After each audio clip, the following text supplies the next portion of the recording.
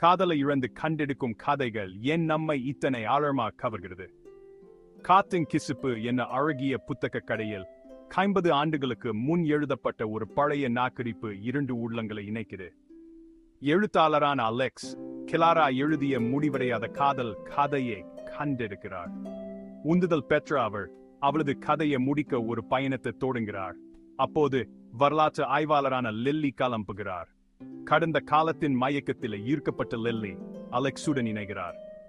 ஒன்றாக ஏக்கமோ இணைப்போ நிறைந்த ஒரு கதையை அவர்கள் பின்னி பார்க்கின்றனர்.